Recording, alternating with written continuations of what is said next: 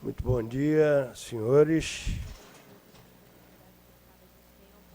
É uma honra tê-los aqui e uma honra redobrada ter o professor Lobo e o professor Felizardo para nos abrilhantar esta manhã. Nós estamos num momento muito interessante, porque nunca se confiou tanto na lei quanto agora. Qualquer coisa, faça uma lei. Quando os senhores deputados não estão ocupados em alguma outra tarefa que os impeça de consertar a vida através da lei. As pessoas pensam que a lei resolve tudo. Hoje nós vamos falar sobre o artigo 136 da Lei 6404. Professor Lobo, a Lei 6404 é de 1976. Nós assistimos à feitura da lei, porque o Zé Luiz era nosso amigo, o Lamy era nosso amigo, então nós assistimos. Aliás, era interessante, porque quando ele ia fazer uma apresentação sobre a lei que estava para sair, em 1976, havia situações sensacionais. Uma vez ele falou sobre a prescrição, né, do direito de receber o dividendo, e alguém se levantou, um empresário se levantou e disse: isto não é possível, prescrever esse direito, e fez uma peroração enorme. E ele era muito calmo, ele ficava olhando assim e dizia, quando o indivíduo conseguiu se acalmar, ele disse assim: pois é, doutor, eu também acho, mas só que essa disposição já é da outra lei. o senhor está atrasado, porque já vinha da 26, 27. Então, também há isso. Há muita lei, mas também há muita ignorância. Esse artigo 136, ele já foi alterado umas 5 ou 6 vezes, sem medo de errar. Acrescenta, tira, porque fala sobre recesso, e recesso é uma situação perigosa, porque como é que aquele conjunto societário pode decidir, pode chegar a conclusões uníssonas? Não pode, não existe isso. Se fosse, talvez, lá nos Estados Unidos, em que uma assembleia de acionistas é uma festa, tem banda, aparece uma opção de gente, porque eles sabem que aquilo é o dinheiro deles. Nós ainda vivemos a infância do investimento societário. Corrija-me se eu estiver errado, professor. Porque, em termos quantitativos, dizem que nós somos 200 milhões, o que é mentira, porque nós somos, no mínimo, 250 milhões hoje. 250 milhões e 2 agora, nasceram agora. E nesse minuto, 253. E assim por diante. Nós somos 5.570 municípios. Vamos supor que, não todos, mas 3 mil municípios têm a maternidade. E numa maternidade não deixa de nascer 2 ou 3 crianças. Então, nós estamos falando de 6 mil pessoas por dia, fora índios, favelados e menos favorecidos, etc., que a gente nunca sabe. Então, para esses 250 milhões de habitantes, nós estamos falando para menos de 10%. 10% seria muito, mas essa é a realidade do país. E são esses 10% que mexem a máquina brasileira. E pior do que isso, 1% detém 90% da riqueza nacional. Então, nós estamos roçando, tangenciando as nossas dificuldades sociológicas.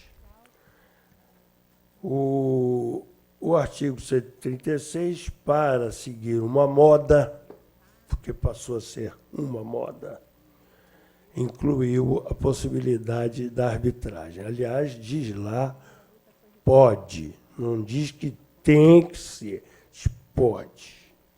Isso já cria um certo cuidado no raciocínio. Prestem atenção, senhores, que o artigo 155 ou 154, se não for 154, é 155, do antigo Código de Processo Civil, dizia que era obrigatório o vernáculo.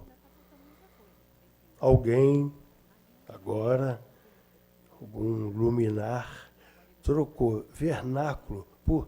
Não, língua portuguesa. Língua portuguesa, minha gente, é nós vai, é língua portuguesa. Ou seja, sei lá, professor, o fato é que vernáculo não é. Vernáculo não é. Então, eles não sabiam por que a palavra vernáculo estava na lei e nunca vão saber. Então, nós, no mundo jurídico, os senhores advogados, os senhores professores de direito, precisam tomar cuidado com uma coisa que se chama eirismo. Mas prometo não falar sobre isso, até porque eu já estou a lhes furtar o tempo de oitiva do professor Lobo. Professor, com a palavra.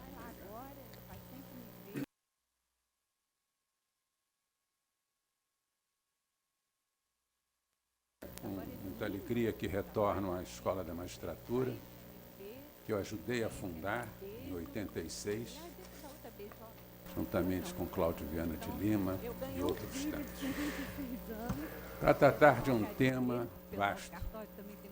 A cláusula compromissória estatutária, nós estamos falando do 136A, melhor, iremos falar, mas ela realmente surgiu na Lei de SA em 2001, não em 2015, quando foi incorporado o parágrafo 3º ao artigo 109. E gerou uma discussão que vem até hoje. E o lobby das grandes empresas fez ser promulgada a lei de 2015, que criou o artigo 136A. É vasto, todavia, eu me atrevo a dizer que ele não é nem intrincado, nem complexo. E a controvérsia que existe, só existe porque não foi trilhado o caminho certo. E, sem modéstia, eu pretendo apresentar a vocês qual é o caminho certo para interpretarmos o artigo 136A. É vasto porque trata de princípios e regras da Constituição, da Lei de SA e da Lei de Arbitragem. Então, eu vou dividir a exposição em 3 partes. A primeira, dando-lhes as noções básicas, as noções preliminares, aquilo que vocês precisam conhecer para acompanhar o meu raciocínio. E vou transcrever, para que vocês também possam evoluir comigo no raciocínio, os artigos que cuidam desta matéria. Farei um resumo da controvérsia. São 2 grupos, ou melhor, é um grupo de muitos advogados, muitos professores, juristas, cerca de 20, de um lado, sustentando que o 136A é constitucional. E do outro, um solitário, completamente isolado, meu querido amigo Modesto Carvalhosa, que afirma que o artigo 136A é inconstitucional, tal como o parágrafo 3º do artigo 109. Mas para conseguirmos desvendar, digamos, esse mistério que está por trás dessa controvérsia, nós precisamos fazer uma incursão, um olhar, uma reflexão sobre a teoria dos sistemas jurídicos e a teoria das normas jurídicas. Falar do positivismo, tudo muito rapidamente, porque não dá tempo, nós temos 40, 50 minutos. E das normas jurídicas, como solucionar esse problema. E a terceira parte, vamos tratar da colisão de princípios e do conflito de regras. Aí vocês vão ver, eu acredito, de uma forma absolutamente tranquila, que o problema não é intrincado, o problema não é complexo, o problema não é difícil. Vamos, então, basear-nos em 3 juristas, jusfilósofos extraordinários, que são Canaris, Alexis e Dworkin.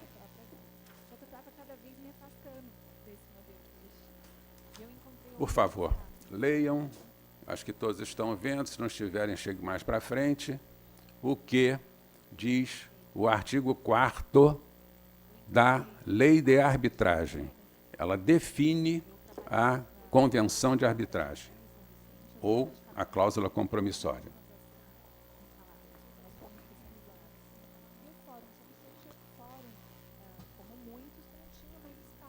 O que chama a atenção,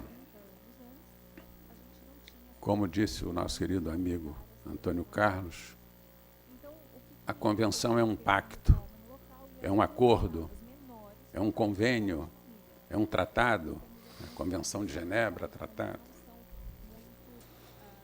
É um acordo.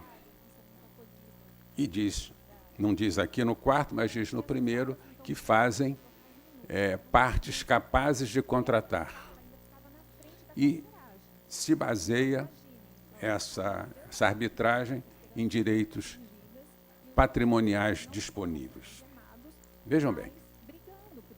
Então, são pessoas que, como a cláusula diz, estabelecem um contrato. Depois nós vamos aprofundar um pouco mais. É importante que vou dizer agora, quando as partes, essas partes que se refere ao artigo 4º, acordam fazer a arbitragem, elas, as partes, renunciam ao direito de recorrer ao Poder Judiciário.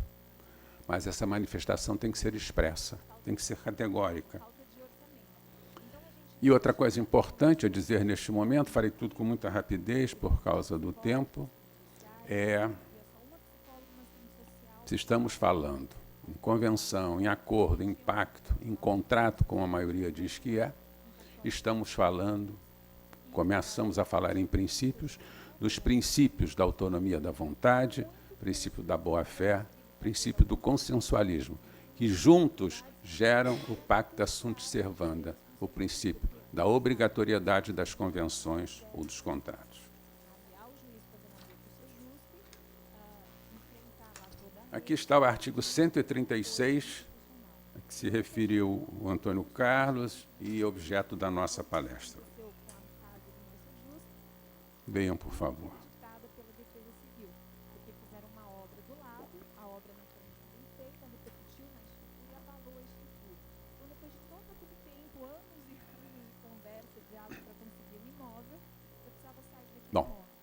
O Antônio Carlos falava há pouco do vernáculo. Aprovação, inserção, convenção. 3 palavras juntas, o que mostra, estamos falando de tratando com uma linguagem tosca, pouco elaborada, não houve preocupação de escrever claro, depois o item seguinte será como eu acho que deveria ser esse artigo. E o veso das remissões. Um artigo tão pequenininho, remete ao 136, remete ao 45.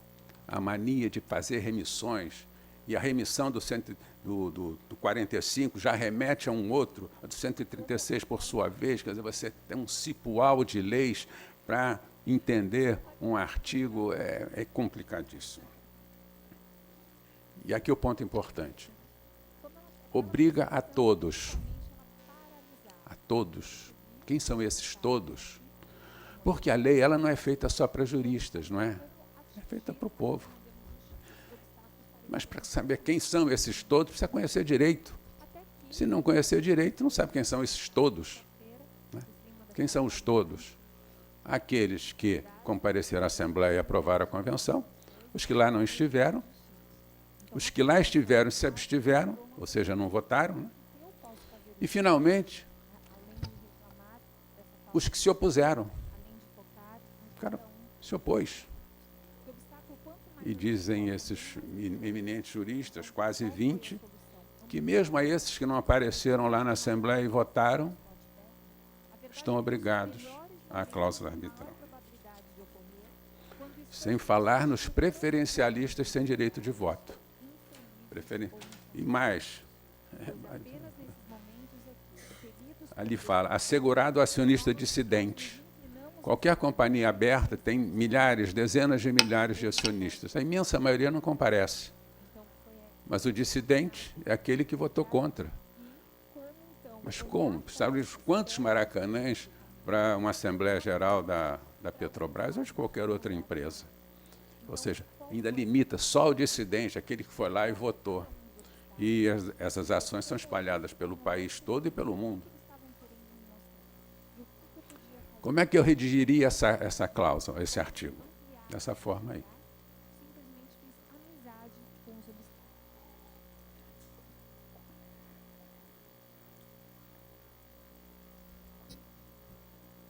Parece mais clara. Isto é, lógico, na lei não teria isto é. Ou seja, aquilo que eu disse há pouco, né? Segundo a lei, obriga a todos. Todos, indistintamente. Não apenas que aquele foi lá e votou. Na minha definição, ou na minha redação, fica claro de novo que estamos falando num pacto, num acordo, num tratado. E aí vem a discussão, que é muito interessante. E sempre temos que começar pela natureza jurídica do Instituto. A imensa maioria diz que a convenção de arbitragem, a cláusula compromissória, é um contrato. O maior e melhor estudioso deste assunto, Modesto Carvalhosa, diz que é um contrato plurilateral. Por quê? Porque ele adere aos atos constitutivos. E nós sabemos que o contrato de sociedade é um contrato plurilateral. Alguns procuram rebuscar e dizem que é uma norma de organização. Ela está inserida no estatuto como uma norma de organização. Eu, e como os dois outros colegas aqui, o Barroso e o Antônio Carlos, que estudamos em Hermes Lima, Eduardo Spínola, somos obrigados a ir lá na década de 60, compulsar esses livros extraordinários que não existem mais e discordar dessas 3 posições. A meu ver, a convenção de arbitragem é um ato coletivo, é a expressão que Caio Mário usa, ou complexo. Por quê? Um contrato, nós sabemos, são posições antagônicas. compra e venda. Um entrega, o outro recebe o preço. Locação, um dá em locação, o outro paga o aluguel. As vontades se chocam. Neste caso, não. Elas marcham paralelas.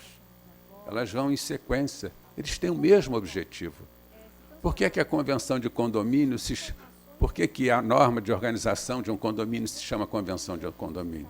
Está todo mundo com a mesma intenção, regular as relações dos condôminos. Por que eu estou acentuando isso? Pelo seguinte, voltamos aos princípios. Seja um contrato plurilateral, ou norma de organização, ou ato coletivo, de novo estamos diante dos princípios da autonomia da vontade, consensualismo, boa-fé e da obrigatoriedade das convenções. E aí, peço, por favor, que vocês anotem o que está escrito ali. Aprovado, segunda linha, primeira linha. Aprovado pelo quórum qualificado de metade. Então, o que é que nós temos aqui? Já temos, e isso vocês vão ver quando eu falar da controvérsia, quando eu resumir, o princípio da maioria acionária. Numa sociedade anônima, numa sociedade por cotas, manda a maioria. Perfeito? Não vamos nem entrar no mérito de que muitas empresas ainda têm 2/3 de ações preferenciais, e as que não têm é 50%, e hoje, falando de companhias de capital aberto, estamos falando de uma dispersão acionária, né? Da atomização do capital, e, portanto, milhares e milhares de pessoas detêm cotas partes, chamadas ações do capital dessas companhias, e um grupo pequeno detém a maioria das ações e, portanto, vota. Para essa hipótese, o artigo 136, parágrafo 2º, prevê uma redução do quórum. Mas aqui é importante, então, fixar os princípios cardeais do direito das obrigações, que nós já falamos, e, no caso específico, o princípio da maioria qualificada. Bom, todos os que defendem a constitucionalidade ficam só no artigo 136A, como ficavam no parágrafo 3º do artigo 109. É uma leitura positivista, é uma leitura da lei. Escravos da lei ficam simplesmente naquele artigo e usam o método lógico-formal, lógico-dedutivo, de subsunção, um puro silogismo. Se só examinar esse artigo, vai chegar realmente a essa conclusão de que ele é constitucional. Mas nós temos que ir além, nas pegadas de Modesto Carvalhosa, que calca a sua análise, a sua interpretação do artigo 5º. Bom, pequeno, né? Importantíssimo isso. O artigo 5º é o primeiro artigo do título 2º da Constituição Federal. Vamos falar daqui a pouco na estrutura externa, a sistemática externa, na estrutura, na colocação do dispositivo no contexto da lei. Vem logo depois. Do que trata o primeiro? Dos princípios fundamentais da Constituição, da República, da democracia. E todos dizem, ninguém discute isso, estamos falando de uma cláusula pétrea. O que significa? Um artigo que não pode ser abolido, não pode ser afastado. Ele tem necessariamente que ser aplicado.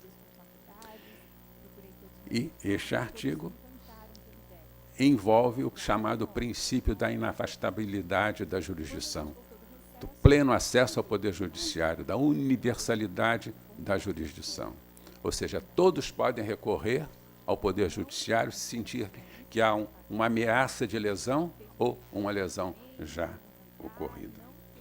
E todos também dizem, os constitucionalistas, que esse é a principal garantia do indivíduo. É uma decorrência imediata do princípio que é soberano da dignidade da pessoa humana.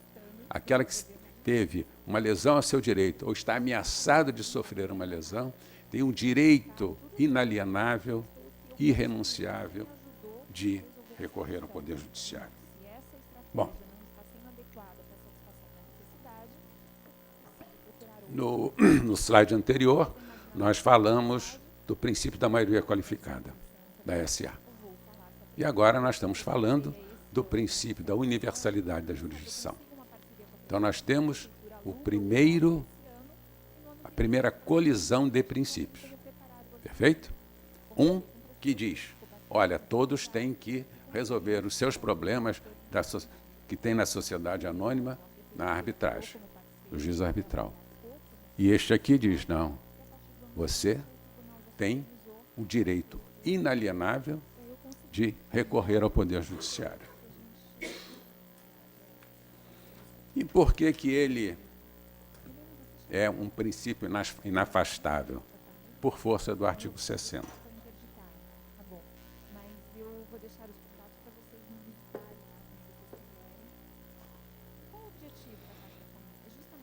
Eu falei que o artigo 5º, inciso 35, não pode ser abolido. Olha a palavra abolido ali.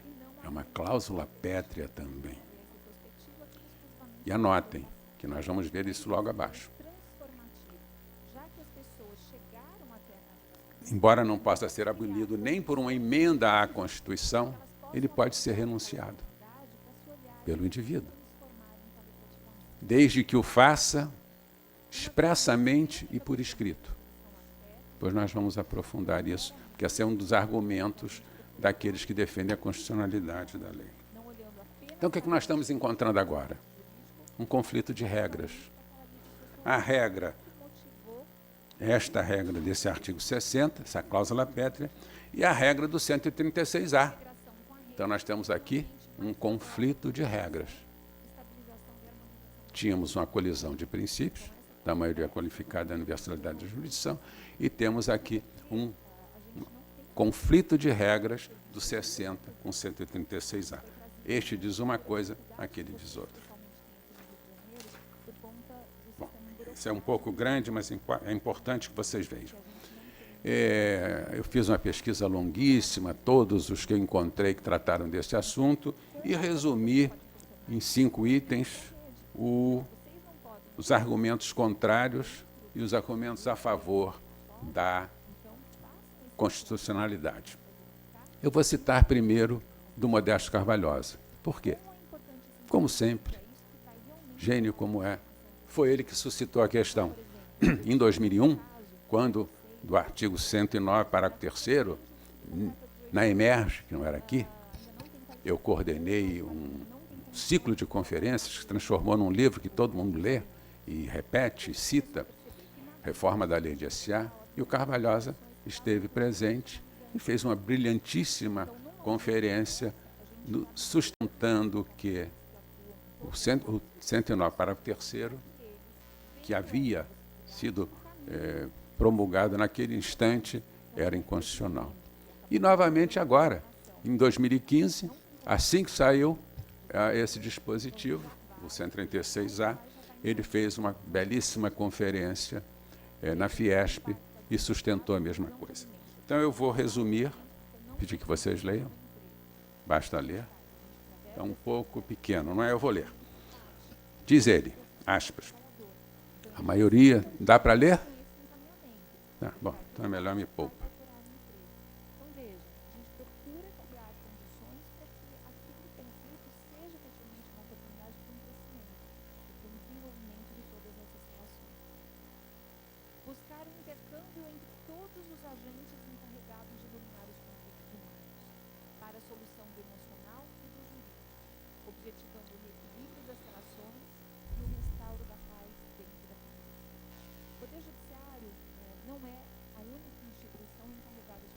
Qual foi o problema da defesa do querido professor Carvalhosa? Ele usou um argumento de autoridade. Ele se limitou, embora em muitas páginas, de uma forma brilhante, a sustentar o ponto de vista dele. Ele citou os 2 artigos e acabou. Eu estou dizendo isso porque é assim. Por que ele acha que é assim? Que parece tão simples. Uma norma constitucional, uma norma infraconstitucional, uma regra constitucional, uma regra infraconstitucional, um princípio, não tem que explicar nada. Carvalhosa que está falando. Tucu, acabou. Agora vamos ver o que dizem os opositores. Nós procuramos, aparentemente, essa foi uma dúvida que o Rafael trouxe, até que ponto cabe ao judiciário interferir nessas dinâmicas relacionais. Mas, na verdade, essa interferência acaba sendo necessária, pelo menos nesse nível de aconselhamento, de educação, para que uma decisão judicial que vai efetivamente interferir não consiga resolver aquela questão. Então, através de todos esses trabalhos, nós trabalhamos com Interessante tirar foto, né? Tira foto, lê na frente. Muito bom. realmente. Então, lá a gente encaminha as partes, claro que através de um convite, a gente Bom, vamos lá por causa do tempo. ou os usuários, Vejam só, coisa interessante. sejam encaminhados a esse Como eu disse, é um convite. Carvalhosa foi o primeiro a levantar essa bola. É inconstitucional. Vieram todos os outros, não, não é. Mas ninguém enfrentou os argumentos do Carvalhosa. Limitaram-se a enunciar e insistir nos seus próprios argumentos. Argumento por argumento, eu tenho meus argumentos. Não rebateu os do Carvalhosa. E vejam bem, Carvalhosa nem poderia tê-lo feito porque ele foi o primeiro a falar nisso. E a conferência dele na Fiesp limitou-se ao 136A. Ele não foi lá no parágrafo 3º do artigo 109. Ele ficou ali no 136A. Mas como num debate acadêmico não se refuta a tese contrária? Não. E o que é que nós verificamos aí? Simplesmente juízos de fato. Não se pode erigir, impera nas companhias. Juízos de realidade, sem juízos de valor, que hoje é importante, como nós vamos ver. E todos, sempre, e aí partiram de uma opinião do Pedro Batista Martins, também meu amigo, estudioso, um expert em arbitragem, que levantou a bola, lá ainda, no debate sobre o parágrafo 3º, do artigo 109, de que não, é o princípio da maioria. A maioria domina e dita as regras sociais. Acabou. Bom.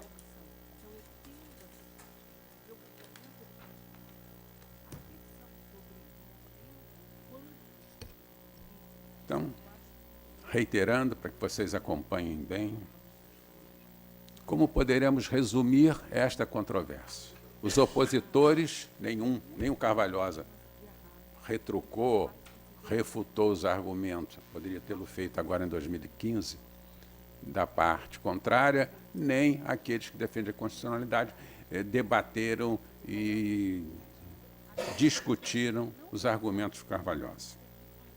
E fica claro que os favoráveis à constitucionalidade adotaram a posição exclusivamente positivista. É um silogismo. Premissa maior, menor, conclusão, tucu, acabou. Esse é um dos gravíssimos problemas da doutrina e da jurisprudência atual, nossa. É só subsunção. E estamos vendo isto agora no Supremo Tribunal Federal. Né? Temos dois grupos de 5, não se sabe o que a ministra Rosa Weber vai dizer. Aqueles que sustentam que não pode haver prisão, simplesmente leem lá o artigo e dizem, não, o artigo é claro aqui. E o doutor Batoque vai à tribuna e diz isso com todas as... Mas como? Está escrito, taxativo. E aquele outro grupo, liderado pelo Barroso, que, como vocês sabem, seu xará, o homônimo. Homófono, quase perfeito. Exato. Que, nos livros que vocês creem que conhecem, se não conhecem, devem conhecer, temas do direito constitucional, aborda muito isto, a nova hermenêutica, né? Nova hermenêutica constitucional, a importância de você examinar as leis sob o enfoque da Constituição. Aí o Supremo Tribunal ainda num caminho que começou no final do século XVIII, Código Civil Francês de 1804, Código de Napoleão, e que é importante. Você tem que usar realmente, você tem que ler a lei. Não é? Mas não pode parar na lei, o fetiche da lei. Bom, então nós vamos agora, diante da controvérsia, adentrar no exame perfunctório rapidíssimo do sistema jurídico, teoria do sistema jurídico, teoria das normas jurídicas. Mas antes, para não ficar nada em branco, eu vou rapidamente falar da renúncia dos direitos fundamentais, que, como vocês viram no item anterior, uma das afirmações, o direito de acesso, a letra D, o direito de acesso à justiça não possui natureza irrenunciável. Ou seja, pode renunciar.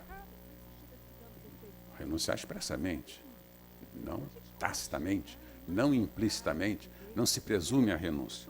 E depois, também, é o último item, que diz que esse agravo regimental teria considerado constitucional a lei de arbitragem, que é uma coisa diferente do que se trata aqui. Renúncia aos direitos fundamentais. Já cito de logo José Afonso da Silva, grande autoridade, vocês devem ter estudado nele, a Constituição da República, e ele diz que os direitos fundamentais são irrenunciáveis. Data vênia, não creio que seja essa a melhor doutrina. São renunciáveis de acordo com o princípio da autonomia da vontade e o princípio do consciencialismo. Só não pode a renúncia ser presumida, ser tácita, ser implícita. Ela tem que ser expressa. E como eu não faço nenhuma afirmação sem fundamentá-la, eu vou ler aqui um trabalho que eu encontrei na pesquisa, excepcional, de 2 professores da PUC, que diz o seguinte, tratando da renúncia aos direitos fundamentais. Pressuposto básico da renúncia contratual a direitos fundamentais a existência de uma declaração de vontade. Mais abaixo. Jorge Reis Novaes, que é um professor de Coimbra, ensina que a renúncia se manifesta sob a forma de uma declaração de vontade. E vai por aí. Estou olhando o relógio lá, não quero abusar. Não, mas depois vai ter debate. Bom, em suma,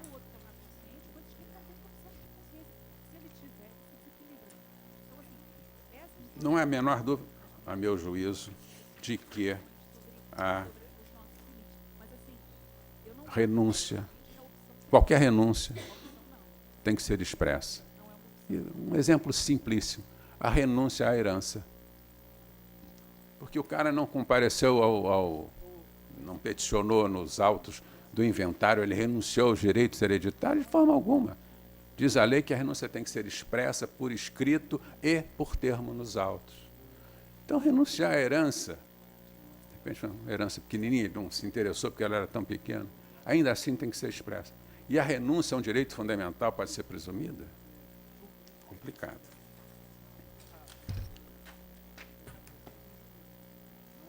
O agravo regimental na sentença estrangeira do Reino Unido tratava da constitucionalidade da lei de arbitragem. Então, isso é importante, eu quis transcrever, se quiserem tirar foto é bom.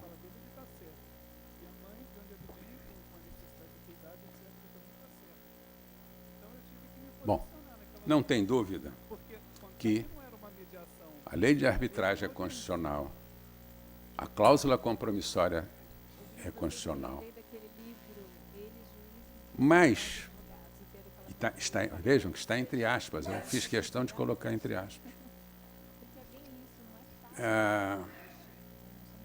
Ficou claro neste acórdão que tem 220 páginas, umas 80 só dedicadas à lei de arbitragem.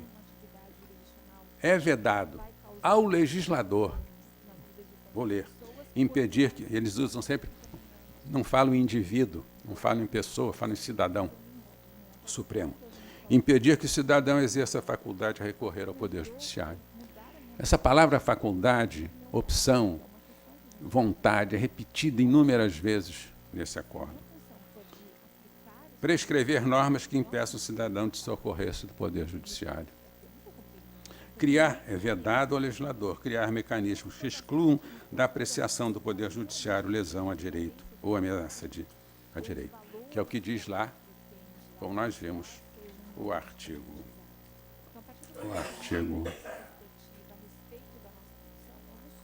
5º, inciso 35 da lei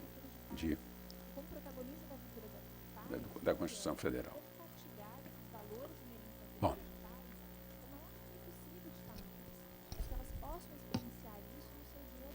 falei rapidamente, então, da renúncia, citei algumas passagens do acórdão daquele agravo regimental, e agora vamos tentar caminhar na solução,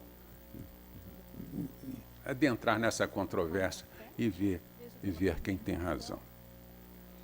Então, estamos falando de sistemas jurídicos. Eu fiz questão de citar Wolff, Christian Wolff, um grande jurista alemão, que é taxativo. A ciência do direito é sistemática ou não existe? Eu não diria tanto. Eu diria, a ciência do direito é sistemática ou não funciona?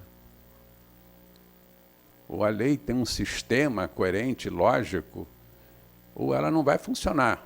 Existir, existe, porque se seguiu o processo legislativo e foi promulgada. E Paulo Bonavides, também outro grande constitucionalista brasileiro, o que ele diz? Sistema é a ideia, a força do nosso tempo. Tudo parte do sistema. Essa palavra sistema é sistema vascular, sistema digestivo, sistema carcerário, sistema rodoviário, tudo é sistema, não é? Computacional. Tudo, computacional. Então, computação tudo se fala no sistema de computação. O sistema não deixa. Né? Quando eles querem dizer não para você, fala, não, o sistema não permite. Exatamente, o sistema é o sistema no telefonema. Bom, esta palavra tem origem grega e origem latina. Exatamente igual, só que com I, ao invés de ser S-I-S-Y. E significava lá, praticamente significa hoje, reunião, conjunto, todo. É uma reunião de coisas. Bom, existem inúmeros sistemas. Para simplificar, para ser bem didático, vou tratar rapidamente do juspositivismo ou do positivismo jurídico e do pós-positivismo. A ideia básica do positivismo era baseada em juízos de realidade. Era objetivo. O julgador não poderia usar da sua subjetividade. Está tudo na lei. Era acrítico, não podia criticar o que estava no dispositivo. Enquanto o pós-positivismo é um sistema aberto, é um sistema dinâmico, é um sistema unitário, é fundamentalmente baseado em princípios, regras e valores. Quando se fala em positivismo jurídico, evidentemente que se fala, vocês sabem, na escola francesa da exegese e na história, na escola alemã, escola histórica de Savigny. E o que todas essas escolas sustentam? O Lewandowski, nesse julgamento da quinta-feira passada, usou essa palavra, essa expressão. Estamos tratando do dogma da onipotência do legislador. Dogma, não é nem princípio. Lá, em 1804, lá atrás, Código Civil francês, 1804, era um verdadeiro dogma, ou seja, uma verdade verdadeira, algo absolutamente inquestionável. Se o havia a onipotência, a onisciência do legislador, Montesquieu disse que o juiz é apenas a boca da lei. A atividade dele é mecânica. O processo é de subsunção. Não pode passar disto. O sistema é completo. Não tem ambiguidades. Não tem insuficiências. Não tem obscuridade. Não tem lacunas.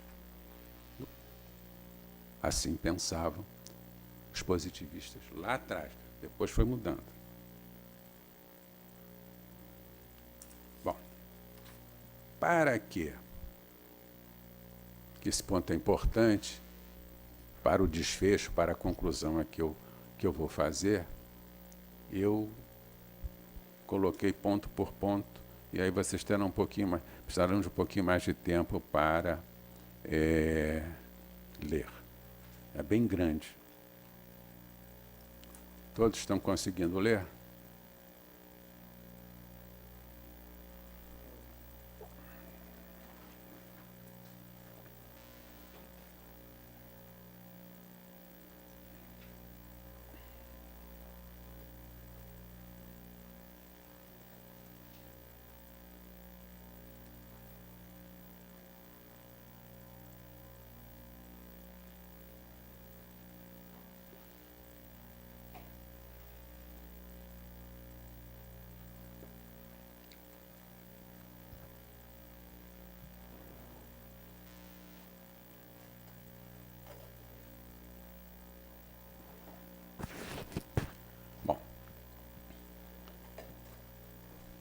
Lendo esses itens aí, esses 10, talvez muitos de vocês estejam pensando, mas que pretensão, né? Pô, que pretensão. Criar um código. Aliás, um grande professor francês dizia que ele não ensinava direito civil, ele ensinava o Código de Napoleão.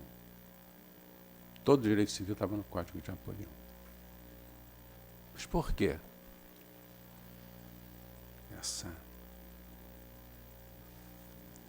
Direito claro e transparente, sem dúvida alguma, porque eles estavam inspirados no iluminismo filosófico. E nós estamos falando em quem?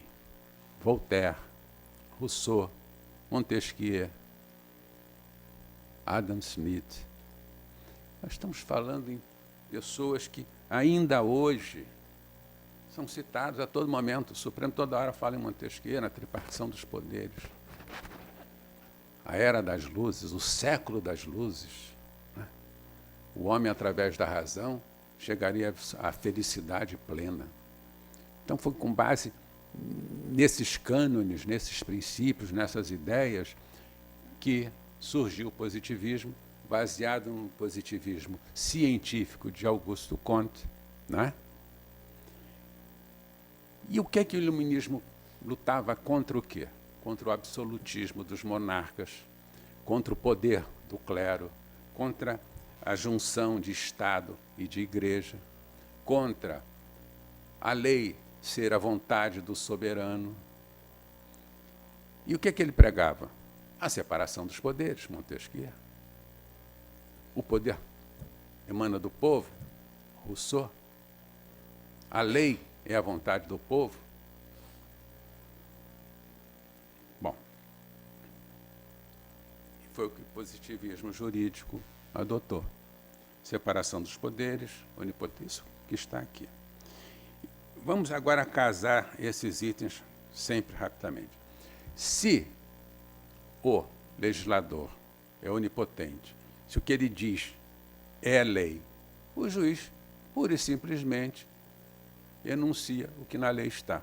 Como eu disse há pouco, a atividade dele é mecânica. O direito é formal, axiomático, é aquilo e acabou. Porque o positivismo se baseava em ciências exatas, na geometria, na matemática, queria ter esta certeza. E aí é muito interessante, vou logo pular, Por que isso? Por que eles diziam? O direito é preciso e determinado, sem ambiguidade. O direito é coerente e harmônico, sem antinomias. Não há choque, não há contradição. O direito é coerente, o direito se harmoniza. As normas não se chocam. O direito é claro e transparente, sem obscuridade. O direito é completo e ordenado, sem lacunas. Mas existiam as lacunas. E o que é que diziam os positivistas? Na lei você vai encontrar, através dos princípios gerais do direito, através da equidade, mas só na lei, objetivamente da lei. Você não pode ir fora da lei buscar uma solução para o caso concreto. Agora vejam que coisa interessantíssima essa, hein? Muito interessante. Por que isso tudo? Porque eles visavam alcançar a certeza do direito e a segurança jurídica. Não era à toa. Se pensarmos antes, o monarca fazia o que queria e bem entendia. O senhor feudal fazia a mesma coisa. Os costumes, né, eram usos e costumes, variavam de região para região. Isto é uma bagunça, isso é um caos, pensavam os positivistas. Não pode. Dependendo de onde estivermos, a lei é assim ou é assado. Precisamos criar um diploma legal que dê segurança jurídica, que as pessoas saibam qual é o direito, tenham a certeza do direito. E aí, como eu digo no número 9, houve uma mudança do tipo lógico para o tipo valorativo. E aí, o que nós vemos surgir? Ou ascender, ou crescer os princípios. E mais, a normatização dos princípios. O que é isso? Os princípios sempre foram fontes do direito, mas fontes subsidiárias, fontes de segunda classe. Agora não. Os princípios normatizam, os princípios têm que ser obedecidos. Então, muito rapidamente, pós-positivismo. Eu formulei uma definição, só para efeito didático. Por favor, é pequenininha, dá para ler.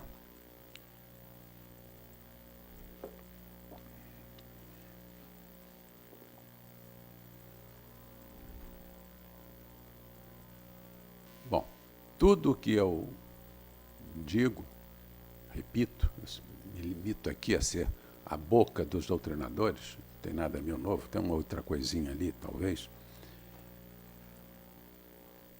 Canaris foi o que melhor estudou esse assunto, vocês encontraram o livrozinho dele, é vermelhinho, pequenininho assim, extraordinário, editado pela Universidade de Coimbra. Não, tá bom, obrigado. Ele fala, calcado em Kant, que o sistema jurídico é um conjunto ordenado e unitário. Eu preferi usar a palavra orgânico, porque acho que o sistema tem mais uma ideia de orgânico, como se fosse um organismo. A coisa tem que funcionar como um organismo, mais do que ordenado. Bom, ele é orgânico porque as normas são dispostas numa sequência lógica e coerente. Tem que ter logicidade. E aí, um exemplo muito bom, pensando no Código Civil, e pensando nessa organicidade, sistema externo e sistema interno. Sistema externo, estrutura. Pensar o Código Civil. Né? O que o Código Civil tem? Ele é dividido em parte geral, parte especial.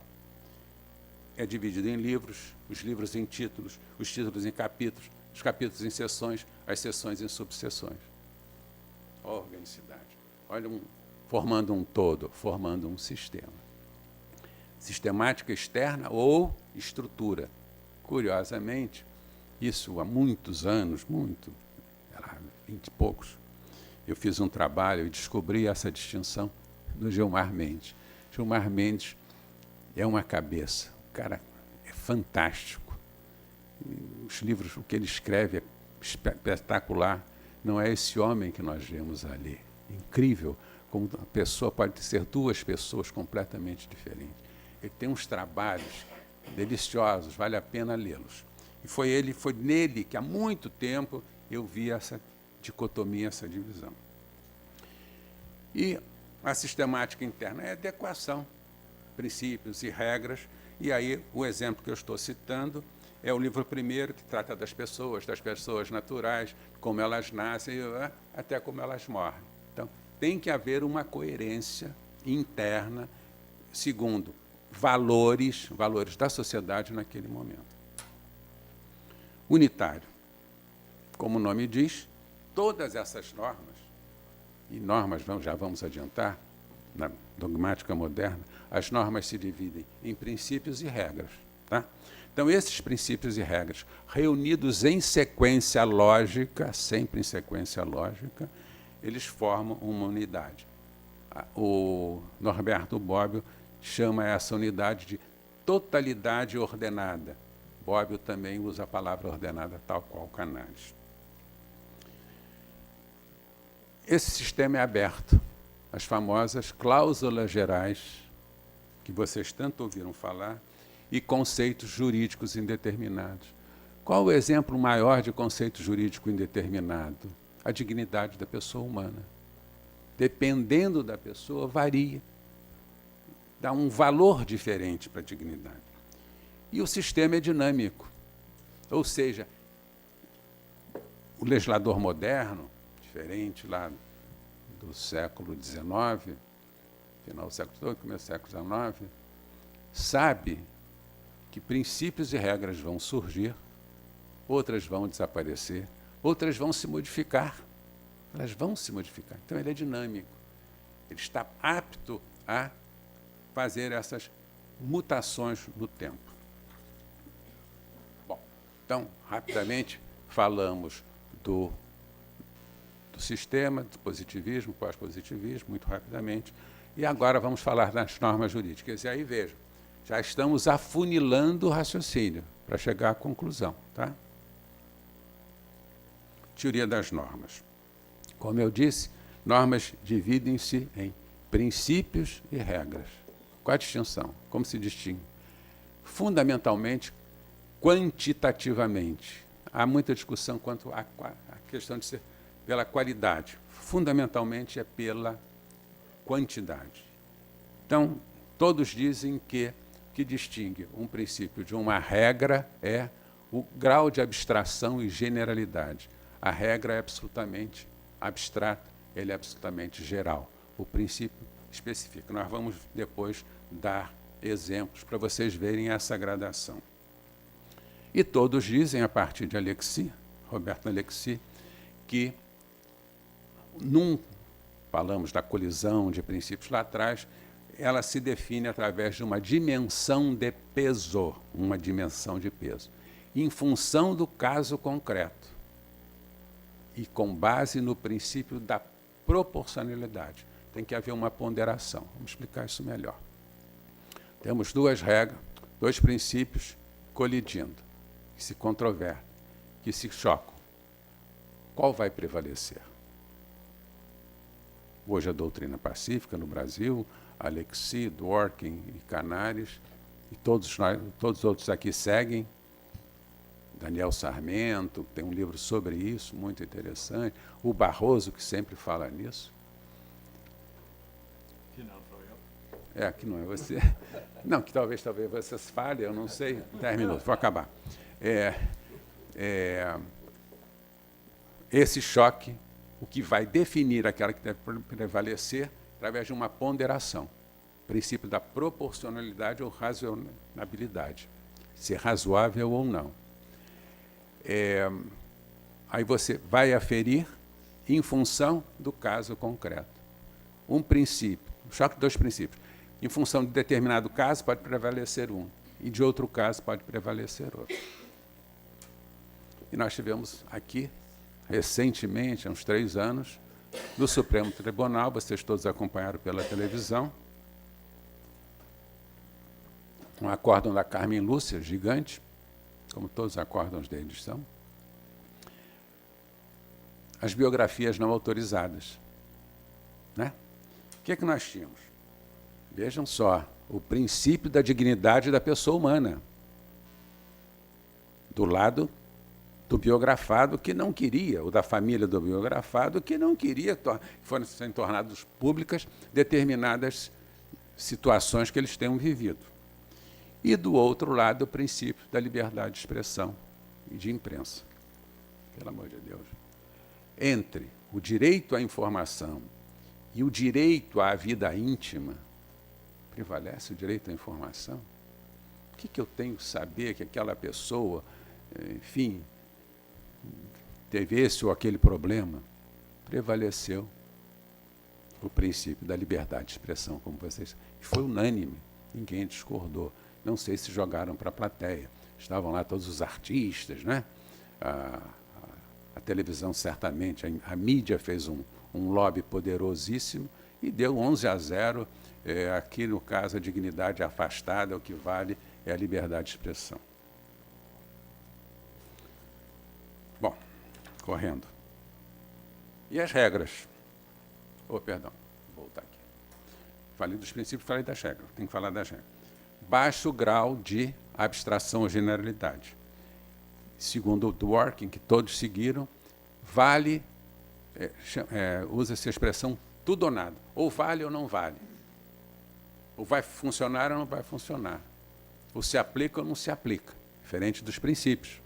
Aqueles dois princípios, o fato de um ter preterido o outro, aquele que foi preterido, não desaparece, ele subsiste. Num choque de regras, não. Ou uma é válida, ou não é válida.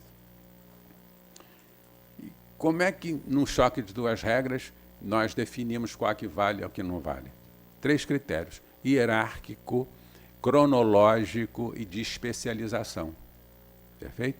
A regra geral, a especial prefere a geral. A anterior, a posterior prefere a anterior. A de um grau maior prefere a de um grau menor. Eu teria aqui uns exemplos, mas já mostrou ali que estamos no fim. Bom, chegamos então ao ponto culminante. Temos só mais 3 slides, esse mais 2. Então leiam com atenção.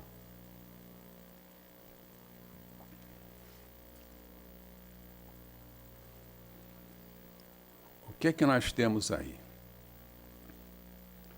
Temos o princípio constitucional do artigo 5º, inciso 35 da Constituição, e o princípio infraconstitucional do artigo 136-A da Lei de Sociedades Anônimas.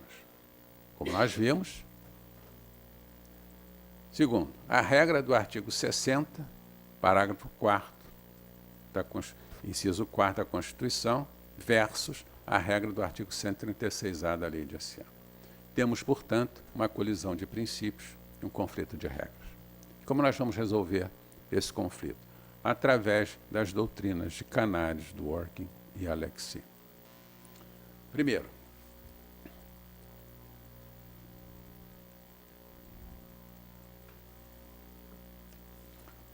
um princípio. Estou resumindo aquilo que eu já falei antes. Talvez devesse ter falado um pouco mais, mas a hora não permite. Princípio constitucional versus princípio infraconstitucional. É uma dimensão de peso. Ponderação de valores em função do caso concreto, de acordo com o princípio da proporcionalidade ou razoabilidade. Assim que se resolve um conflito entre um princípio constitucional e um princípio infraconstitucional. Prefere sempre o princípio constitucional? Não. Não há uma hierarquia entre princípios, tá? Isso é importante. O PIC aí não quer dizer que vá prevalecer, não quer dizer que nessa equação que eu mencionei aí, que o princípio constitucional vai prevalecer sempre em relação ao princípio. Não há hierarquia entre princípios. Por isso que eu estou falando em função do caso concreto. O que vai determinar qual prevalece ao constitucional ou infraconstitucional são os valores que cada um abarca. E regra versus regra. Como eu falei, uma dimensão de peso, outra dimensão de validade. Se um vale, o outro não vale.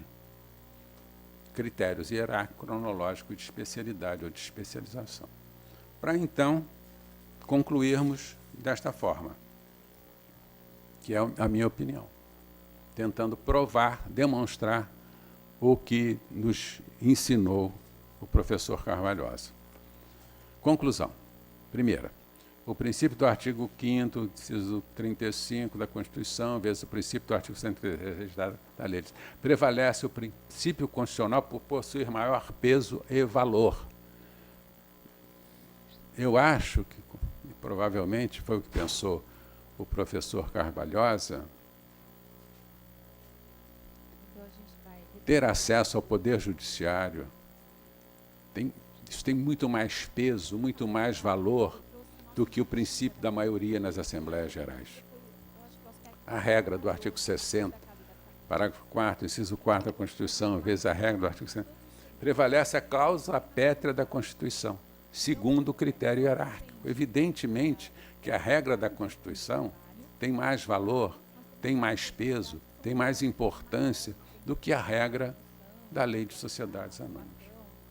Concluindo, em consequência, o artigo 136 da Lei de Sé é inconstitucional, por violar o princípio da universalidade da jurisdição e ferir a cláusula pétrea da Constituição Federal. Então, e vejam, quando fui convidado honrosamente pelo nosso querido amigo Antônio Carlos para tratar desse assunto, eu comecei a pesquisa, não tinha ponto de vista, e é incrível, pelo menos comigo acontece isso. Quando você começa um trabalho desses, você fica apaixonado, você não para, todo momento você recorre a ele, e foi indo, estava escuro, porque duas correntes, estamos falando de Nelson Ezeric, estamos falando de Pedro Batista Martins, do professor Versosa da USP, de grandes nomes, provavelmente. O nosso Luiz Felizardo Barroso, então, e o Carvalhosa do outro lado, solitário, sozinho, como eu disse, isolado. Aí você vai indo, e a luz vai, e você... Bom, não adianta eu repetir o que disse o Carvalhosa, nem o que disseram os outros, eu tenho que abrir um caminho próprio. Por que eu disse no final, encerro agora, que é vasto o tema, porque eu escrevi aqui já 40 páginas sobre isso, que trata também do artigo, parágrafo 3º do artigo 109, que tem que tratar dos dois, mas aqui tivemos que nos limitar ao 136A. Eu disse, era vasto, mas, a meu ver, não é nem intrincado nem complexo. Não estou dizendo que é fácil ou simples. Trincado e complexo é difícil, fácil sim. Não é fácil. Não é intrincado, não é complexo. Se, a meu ver, seguirmos as lições, as doutrinas desses três que eu mencionei, o Canaris, o Alexis e o Duarte. Então, assim, encerro e agradeço muito, primeiro, sobretudo, a meu querido amigo Antônio Carlos e a vocês por terem vindo. Obrigado.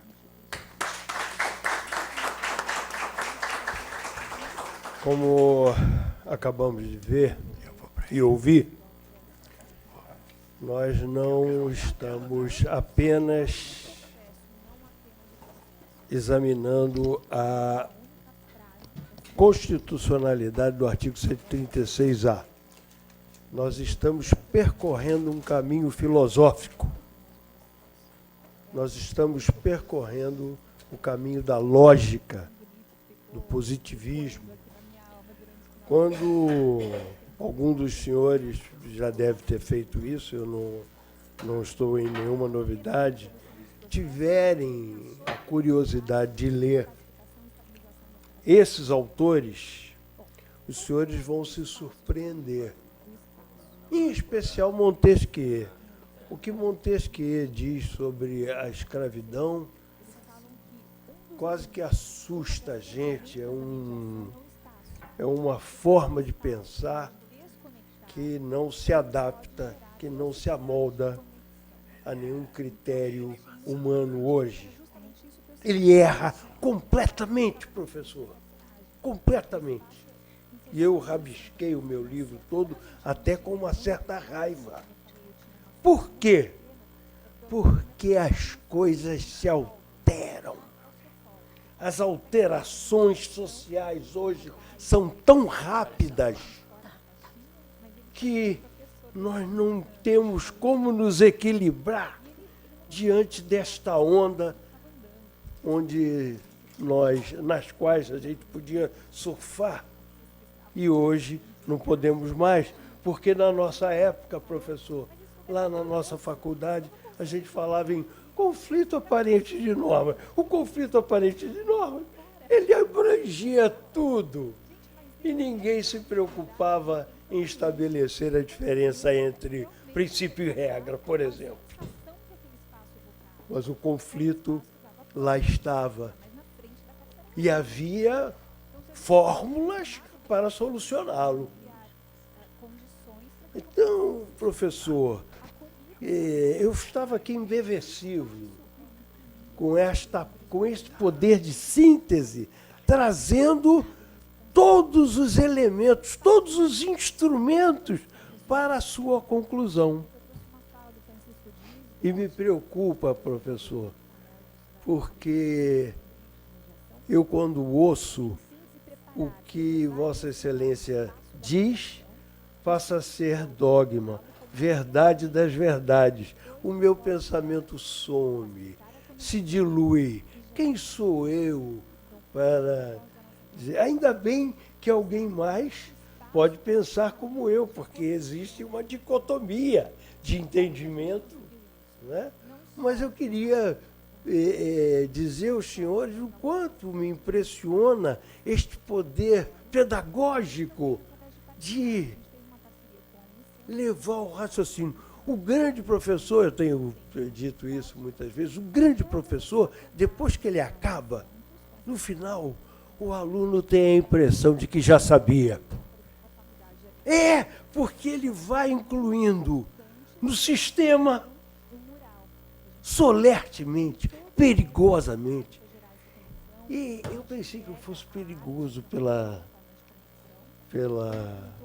minha pouca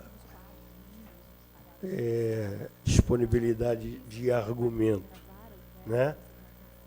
Para os senhores saberem, eu fui noivo 25 vezes. Explico, porque ósculo aos lábios só mediante promessa de matrimônio. Então, como é que podia? Mas o fato é que o professor não precisou ficar noivo 25 vezes e ele acabou de nos abranger todo num ósculo de lógica, num ósculo filosófico, e que me deixou preocupado. Como é que eu vou raciocinar agora? Eu vou pedir ajuda do professor Felizardo Barroso, porque nós estamos num momento, prestem atenção nisso, por favor, porque tem gente que tira a carteirinha lá na ordem, sou advogado, sabe? Não é. Você pode ser até advogado, mas você não é um jurista, você não é um filósofo. E acabamos de ter este presente hoje aqui, faço questão, professor, de ressaltar isso. Acabamos de ter este presente, o raciocínio jurídico através da lógica. E a lógica formal, a lógica filosófica. A essa altura, Platão e os outros colegas dele devem estar se contorcendo de inveja, porque eles não sabiam o que era a confusão que ia dar o casamento de pessoas do mesmo sexo. E, no entanto, eles praticavam na Grécia o casamento de jovens efebos com outros na maior naturalidade. Sem lei nenhuma. Nem lei, para que isso? Então, senhores, nós estamos nos encontrando com a perplexidade, e a perplexidade é absolutamente competente, capaz e perigosa, porque agora eu já não sei mais como pensar. Professor Felizardo Barroso, me ajude. Bom, muito obrigado, desembargador. Honrado com o convite, meu colega e amigo de longa data, professor Dr. Jorge Lu. Eu queria começar, fala-se tanto em casamento, 25 vezes, e eu fiz bodas de diamante. E aí quis que houvesse uma missa bem celebrada e recorri ao padre. Eu fui educado no catolicismo e disse para ele: padre, eu vou casar pela 4ª vez. O senhor poderia celebrar o matrimônio? Não, não pode. Por que não pode? Não, não pode. Perante a Igreja Católica, o casamento é indissolúvel, aquela história que vocês conhecem. Eu digo: mas padre, é com a mesma esposa. Ah, então pode. É com a mesma pessoa. Tá bem. Então, Não ajudou muito, dito isso, mas vamos ao artigo 136-A, em confronto com o artigo 5º, 35. Caramba, quando eu vejo esse XXX, LL, quando entra o L, então, eu me apavoro, porque eu nunca sei o que é, qual o valor daquele negócio. E, professor, eu errei, uma vez eu errei, tinha um XL, e eu, ao invés de diminuir, eu somei. Aconteceu isso, e numa solenidade de formatura da 46ª turma. Eu botei 60ª, todo mundo, oh. Foi uma desgraça. Professor Felizardo, o senhor não tem muito tempo.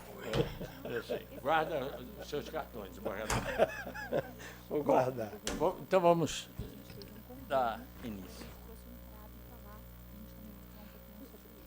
O meu computador travou e o helpdesk está vindo aí. Enquanto isso, eu diria que, apelidada de a nova lei de arbitragem, a lei número 139/129 de 2015 aperfeiçoou a lei vigente, 9.307 de 96, modernizando o Instituto da Arbitragem e, ao mesmo tempo, adequando-o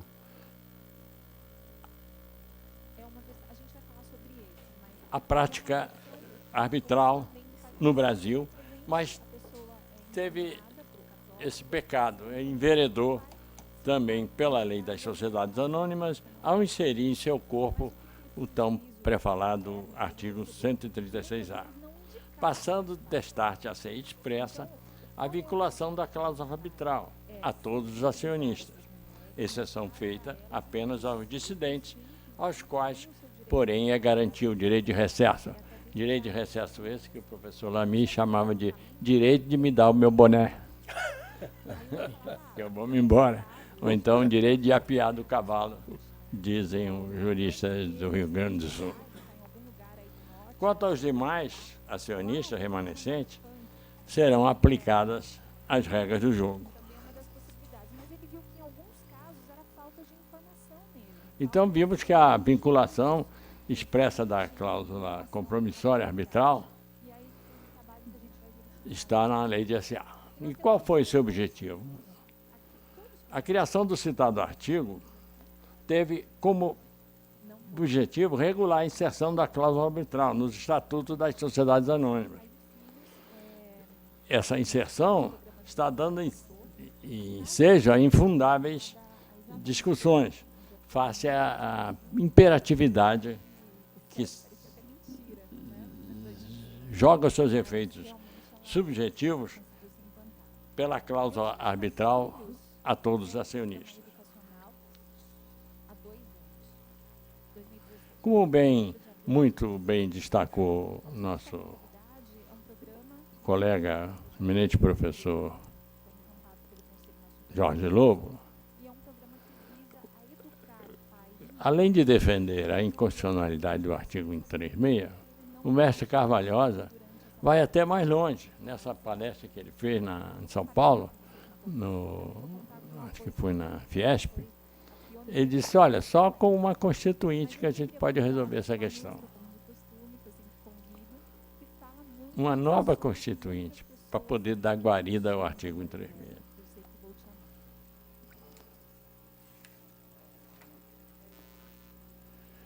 Só que eu não sei, o professor Jorge Lobo não chegou a falar nisso, mas eu me lembro muito bem que A legalidade da cláusula arbitral, ou da própria lei da arbitragem, foi levada ao Supremo, porque ela foi acoimada de inconstitucional. E o Supremo acabou com a controvérsia. Inclusive, facultou as partes recorrer ao judiciário em casos específicos que são elencados na permissão. Então, para mim, a arbitragem, eu inclusive sou vice-presidente do Centro Brasileiro de Mediação e Arbitragem, não posso falar contra a arbitragem, nem devo. Mesmo porque a arbitragem traz razões de conveniência às partes que desejam a ela recorrer, por causa dos seus atributos: celeridade, especialidade, informalidade, tecnicidade, eu diria até sigilosidade. Então, o processo judicial pode nos proporcionar tudo isso? Acho que não.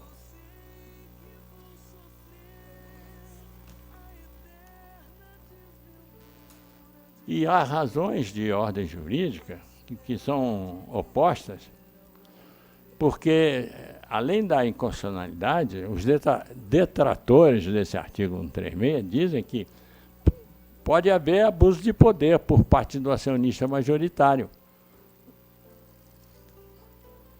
Só que para a configuração do abuso de poder é indispensável a presença de seus elementos constitutivos: antijuridicidade e clara intenção de causar malefícios ao minoritário ou a terceiros.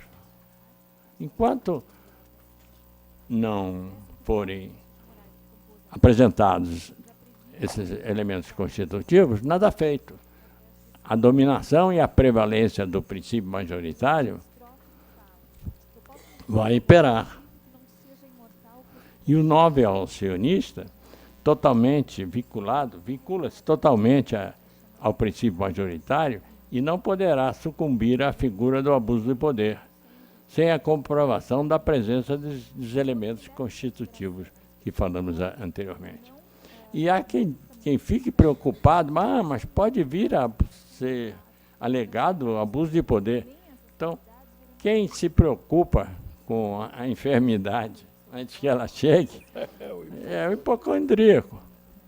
Então, eu diria até que há esse medo proporciona condições de cometimento de abuso de poder por parte da acionista controladora.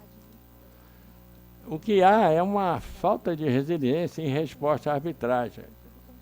Eu acho que aqui eu posso ver o professor Cavalhosa tentando evitar que a cláusula, o artigo 136A, passe a ter vigência plena. O que é preciso saber é que a lei de SA, a lei de arbitragem, todas elas situam-se no que nós costumamos chamar de jus econômico, o direito econômico. E há quem alegue também que esse direito de recesso pode causar uma onerosidade, pode ser oneroso para a sociedade, que vai ter que dispor de recursos para indenizar o acionista que vai pedir o boné dele para sair da sociedade. Mas vamos pensar nas consequências daquele falecimento para aquele essa visão em relação à renda, destrutiva ou pessimista, a meu ver, não deve estar na doutrina, direito em tese, nem no direito concreto, no julgado dos nossos tribunais, porque isso é uma visão retrógrada. E a gente sabe que o direito tem que estar ligado à sociedade. Interpretações juridicamente puras, portadas. então aquele homem sempre será lembrado como excelente pai de família, excelente companheiro. Porém afastadas da realidade dos fatos, dos avanços sociológicos e, por que não dizer, tecnológicos, não cumpre a sua missão, absolutamente. A verdade é que nós estamos no que se convencionou chamar de adorável mundo novo. Neste mundo em constante mutação, atropelado muitas vezes pelos avanços tecnológicos, chega a ser até constrangedor constatar-se a existência de posições arcaicas e retrógradas, como as adotadas pelo mestre Cavalhosa. Com todo respeito, mas é o que eu penso. Agora, terceiro fator, pior de todos, a imagem. Como se fica a imagem daquele homem com aquela família? Claro que no mundo ideal, a imagem... Por quê? Porque é voz corrente, nós que advogamos na área econômica, eu no Banco do Brasil, eminente desembargador, antes de ingressar na magistratura, foi advogado do Banco Central, nós sabemos e comungamos com isso, acredito, que o desenvolvimento de um povo está na razão direta da criação de sofisticados institutos jurídicos postos a seu serviço. E negar a validade à cláusula arbitral é ir contra este princípio. Durante muitos anos sustentou-se o paradigma do trauma. Segundo esse paradigma, acreditava-se que todo filho de pai A verdade é que instalou-se na doutrina uma falsa controvérsia, no sentido de que uma previsão estatutária não poderia ser interpretada afrontando o direito essencial do acionista de participação na sociedade. Como já disse, como um dos vice-presidentes do Centro de Mediação e Arbitragem, não posso e nem devo deixar de defender a aplicação irrestrita do artigo 136A, mesmo reconhecendo a diversidade de argumentos, prós e contras, que têm possibilitado uma solidificação do conceito. Conclusão.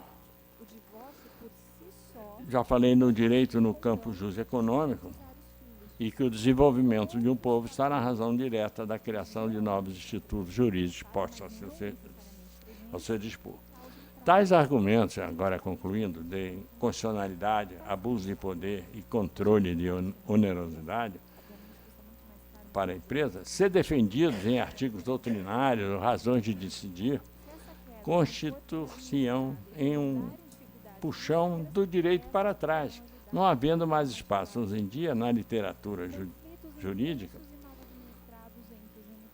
direito em tese, ou nas razões de decidir dos julgados dos nossos tribunais, direito concreto, para abrigar visões retrógradas, as quais não contribuem decididamente para o progresso do nosso país, considerando, como eu já disse, que o desenvolvimento do povo está na razão direta da criação de novos institutos jurídicos ou na revitalização de institutos antigos. Porque o mundo gira, tudo evolui e se moderniza, inclusive o próprio direito. Criar estratégias, transmitir alguns valores para que eles vejam quais aqueles que eles podem adotar em suas vidas. Não sei quantos viram o programa do Fantástico ontem, falando sobre a moeda virtual, Bitcoin. Então, a Bitcoin revolucionou. A gente sabe que a unidade monetária de um país é uma das emanações do próprio país. É a bandeira, o hino e a moeda. O Bitcoin não tem nacionalidade. Não tem banco central nenhum regulando nada. Ela é escritural. E dizem que é segura porque, ao você negociar com ela, ela é registrada em vários computadores. Então, não tem como fraudar. Então, nós estamos presenciando uma revolução. Inclusive, o mundo digital acabou com a noção de tempo. Aquela famosa equação do Einstein, espaço-tempo, ficou só com o espaço. MC2. O tempo acabou. Não... MC2. Professor, eu estou preocupado com uma coisa, porque o senhor também envereda por um caminho de argumentos irrespondíveis e esse choque que não é entre... O choque não é entre princípio e regra, mas sim entre modo de pensamento, e isso, ao contrário, não, diferentemente do que o senhor acaba de dizer, o que leva ao desenvolvimento e, consequentemente, ao progresso, é exatamente isso. O senhor acabou de dar razões para aceitar a cláusula compromissória estatutária. E o professor Lobo anotou ali, eu não sei se é porque ele anotou com tanta veemência que está parecendo japonês, professor. Eu só sei que não é japonês porque o senhor está escrevendo da esquerda para a direita. Eu imagino que seja português. E eu gostaria de dar o tempo para ele. Mas ainda não acabei. Parcerias digitais para se conectar com o público e o futuro. Matéria do Jornal de Valor de ontem. As empresas tradicionais estão comprando empresas de tecnologia para poder se conectar com o público e com o futuro. Não sei se quantos aqui já ouviram falar no Big Data. Já? Pois é. Graças ao Big Data, as empresas de telefonia, por exemplo, quando ligam para um assinante, sabem que naquele momento, sabe de antemão que naquele momento ele estará disponível, não está falando ao telefone, sabe de antemão que é um bom horário para ligar. Porque antes, graças a pesquisar os hábitos dele na internet, verificou, traçou o perfil psicológico dele. E dele, um entre milhares de acionistas. E isso é um adorável mundo novo. Como não reconheceu a arbitragem? Eu gostei desse adorável mundo novo, porque os incautos traduziram como admirável mundo novo. E não é nem adorável, nem admirável. É Brave New World. E aí, para quem sabe inglês, sabe que não é nenhuma coisa nem outra. E, além do mais, o final não é dos mais animadores. Aliás, neste adorável mundo novo, Sim, em que cada vez mais buscando soluções inovadoras para as empresas tradicionais, procurando parcerias com as digitais para se conectar com o futuro, recorrendo inclusive à compra de companhias startups para poder exercitar suas atividades tradicionais também pela internet. Então chega a ser decepcionante e mesmo constrangedor termos que ouvir posições tão arcaicas e retrógradas como a do mestre Carvalhosa. E sendo assim, senhor presidente, nobre colega, relator, demais integrantes da mesa. Ele está vendo algum outro integrante. Ele está vendo. Estão vendo o Carvalho? Aliás, eu mostrei o retratinho do Carvalho. Relator, só uma ampla e profunda discussão doutrinária, como a que estamos fazendo agora, sem falsa modéstia, promovendo, neste momento, em um ambiente adequado, isento e correto, bem como a poder de futuras decisões judiciais eminentemente técnicas e bem fundamentadas, é que se poderá ter apaziguado a questão, trazendo novas luzes a iluminar a celeuma instalada, de modo a afastar as incertezas jurídicas que envolvem este tema tão caro para o desenvolvimento do nosso país, e porque se dirige expressamente às empresas de capital aberto. Muito obrigado. Obrigado, professor.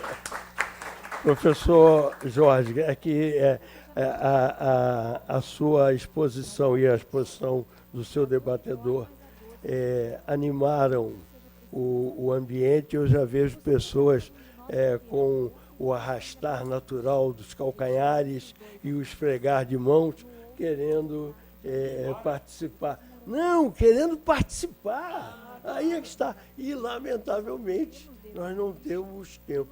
Por isso, professor, 2 minutos, 2 minutos, não é mais 5, só 2. Tem que falar. É claro. Não, o devido processo. Aqui, o contraditório é respeitado. Como disse o Gilmar, estou com a palavra. Ele disse, o Gilmar disse para... eu não sei se teremos 2 tempo, minutos. mas vamos lá. Rapidíssimo. Diga, professor. É, Que maravilha! Puxa vida, Vejam muito só. bom. o nosso querido amigo Luiz Felizardo Barroso, como só ia acontecer, quem defende esse ponto de vista, só enunciou razões de ordem prática, juízos de fato. Razões de conveniência, para trás, o futuro. Não falou na Constituição Federal, não falou no princípio da maioria. Mas isso não importa. Falando do Supremo. Falou no Supremo, mas, bom, o que importa é o seguinte, veja, como eu disse, são 40 páginas, a senhora me disse que eram 80 minutos, mas eu vi que era menos, tive que correr. Eu tenho aqui todo o texto, quer dizer, um resumo, do agravo regimental no SE, sentença estrangeira 5.216/7. O importante é o seguinte, que vocês entendam, e peço, por favor, que você verifique se eu estou certo. Este julgamento foi de 6-5. 5 sustentando que juízo arbitral é inconstitucional e 6 julgando-o constitucional, assim como a cláusula compromissória. Mas a cláusula compromissória do artigo 4º, não a cláusula compromissória estatutária que vem em 2001 e reiterou agora em 2015. Bom, cláusula compromissória é uma coisa, cláusula compromissória estatutária é outra. Por quê? Porque a cláusula compromissória lá do artigo 4º não fala em todos. Aqui fala em todos, no 136A. Quando fala em todos, lembra que eu falei? Atinge os que se abstiveram de votar, aqueles que não compareceram, os preferencialistas que não têm de votar, mas, sobretudo, aqueles que se opuseram. Como eu disse no começo, acho que vocês lembram, citando a opinião de José Afonso da Silva, que considera que é irrenunciável o direito fundamental, e não é. O direito fundamental do artigo 5º, parágrafo inciso 35, é renunciável. A parte pode renunciar ao direito, à cláusula pétrea desse artigo. O que não pode é a renúncia ser tida como implícita, presumida ou tácita. Então, eu termino dizendo isso, que nos 2 minutos que você me concedeu, eu tinha dito, eu li para vocês, um desses itens, não tem dúvida.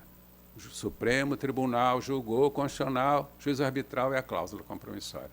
Mas não é esta cláusula compromissória estatutária que cerceia o direito individual, a maior garantia da Constituição, de recorrer ao Poder Judiciário. Todo o resto são razões de ordem fática, são razões, juízos de realidade, e, como nós sabemos, não se passa do ser para o dever ser. Então, é só isso que eu tinha a falar. Eu vou agradecer a compreensão de ambos os expositores, porque nós tínhamos uma pessoa em 1 minuto. Pode ser? Posso dar 1 minuto para a plateia que está...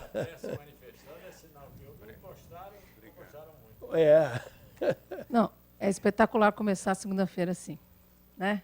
Já vai ser uma boa semana. É muito interessante ouvir os dois lados. E só para apimentar o debate de uma forma bem humilde, né, na frente do professor Jorge Lobo e do professor Barroso, eu fico pensando que quando você afasta, você, no fundo, afasta o princípio da maioria e não pondera. Quando você elimina esse princípio e dá... enfim, você acaba fazendo privilegiar a opinião do professor Modesto. E aí eu fico pensando em outro princípio constitucional para ajudar o 136A, né, que é o da livre iniciativa. Então, quando eu acompanho nessa ponderação o princípio da livre iniciativa com o princípio da maioria, eu percebo o seguinte, que você não pode simplesmente anular, como acontece na regra, o princípio da maioria, e eu tenho, né, uma regra, né, social que aquele acionista pode ou não aderir. Ele não é obrigado a participar da minha sociedade, né? Então, eu acredito que eu dou força ao princípio da maioria quando eu olho para o princípio da livre iniciativa. Mas eu gostaria de ouvir um comentário a respeito. Vou pedir aos senhores que respondam, porque a pergunta é complexa. Ontem eu vi o Toninho Drummond, que faleceu, dizer que o problema não é escrever, o problema é perguntar. Não é? E vejam que a pergunta é uma pergunta muito boa, porque foi de livre iniciativa até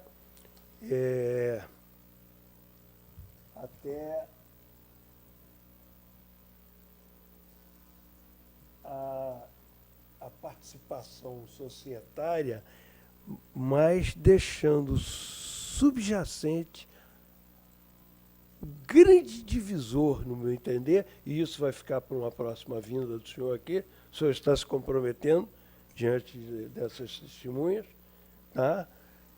Que me parece ser a autonomia da vontade. A autonomia da vontade tem a sua ponderação. Ela falou em ponderação quando se referiu ao princípio majoritário. Veja que uma mera pergunta, não existe mera pergunta. A pergunta é um desafio. Eu queria que Vossas Excelências, em 1 minuto, dissessem o que pensam, porque a parte mais importante vem depois que os senhores falarem agora. Por favor. Como eu falei, quando nós falamos em princípios, o tema não acaba, não se esgota. Este princípio, ele é inspirado, ele está calcado no princípio da dignidade humana. O seu raciocínio leva a afetar a dignidade da pessoa humana. Eu entro numa sociedade, dela participo há anos, de repente vem uma lei, a Assembleia Geral aprova a cláusula compromissária estatutária e eu sou obrigado a me retirar porque eu não aceito esta imposição. Eu tenho que ter a livre autonomia de vontade. Então, eu diria a vocês assim, ninguém levantou esse argumento da livre iniciativa. Eu teria também alguma ponderação, mas não dá tempo. E isso está lá no capítulo da ordem econômica. Eu acho que quando fala livre iniciativa, diz de você, quando uma pessoa resolve ser acionista de uma empresa, eu não creio que ele está fazendo isso com base no princípio da livre iniciativa. Ele está fazendo com base no princípio da autonomia da vontade. Mas seja como for, só para responder dentro de 1 minuto. Você obrigar uma pessoa que quer fazer parte daquela sociedade a se retirar, eu acho que afeta a dignidade da pessoa. Eu diria isso. Mas é uma boa reflexão. Eu vou debater esse tema com o Nelson Ezeric em São Paulo, na Fiesp, daqui a um mês. Já comprou a passagem? Compre a passagem e vá até lá. Professor Barroso, antes que o senhor responda, porque está nesse entremeio a teoria da autonomia da vontade, e o professor falou a obrigatoriedade de recesso. Eu já penso, professor, e isso leve lá para o Ezeric, que gosta dessas novidades, eu já penso no seguinte, o acionista atento que lê a convenção... nem entra para a sociedade. Ele não entra. Nem entra. Ele não entra, diz, estou para outra. meu principal direito. Ele vai para outra. E isso eu acho que ninguém falou ainda. Então, falou Vossa Excelência. E outra coisa, Rapidinho. Mas aí é a faculdade de direito de recesso, ele vai ser indenizado, mesmo que a... Entra numa expressão que está em português moderno, diz cram down, ou seja, goela abaixo. Então... Não, eu acho o seguinte, advogado, nesse mundo tudo é relativo. Até o direito à vida, que é irrenunciável, o suicida renuncia quando se mata. Não é irrenunciável, mas ele pode renunciar. Ele força. No pé do ouvido, eu disse isso para o desembargador, quando começaram a falar de direito disse irrenunciável. Coisas que eu não posso repetir ao pé do ouvido.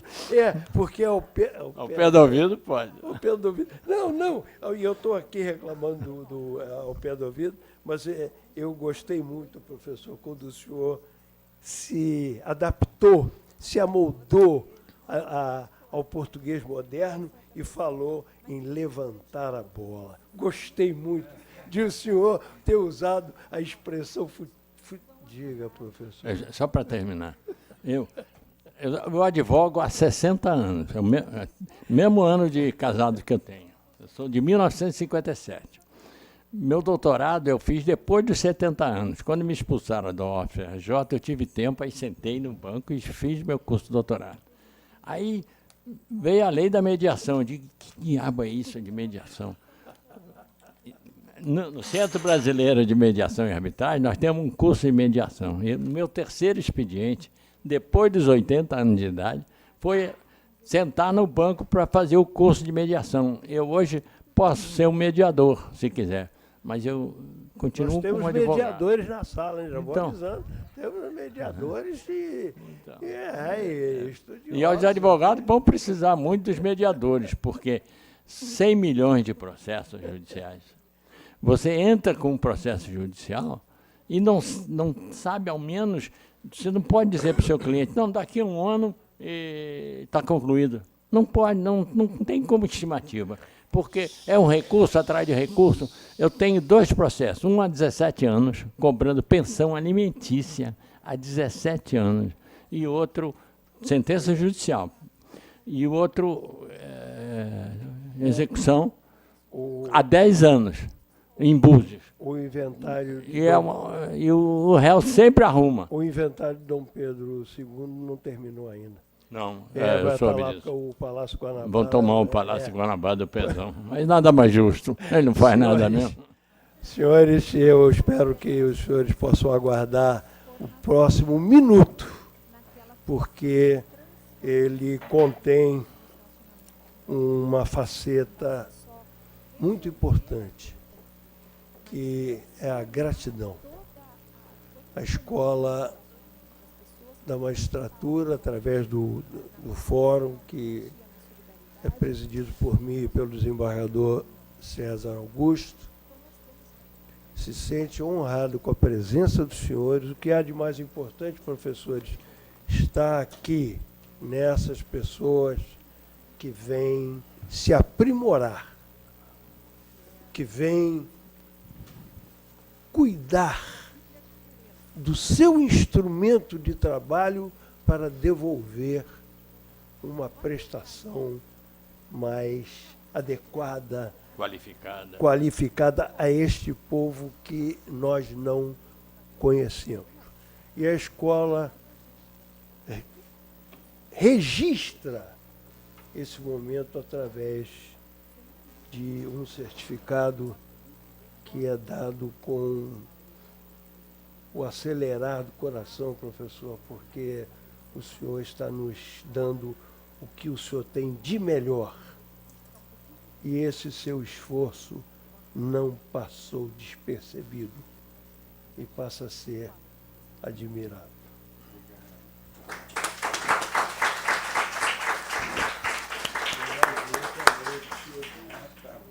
Professor Felizardo, o senhor igualmente preparou até uma projeção lá. Animado. Eu pedi um dinheiro e ele não lutou e disse, é meu direito. vou fazer e fez. Ele tem uma vitalidade extraordinária. É um homem extraordinário, professor de quase todos os economistas de banco. Quem quiser saber alguma coisa sobre banco, tem que passar pela aula do professor, e a escola já tem, como integrante desse fórum, registra também a sua participação.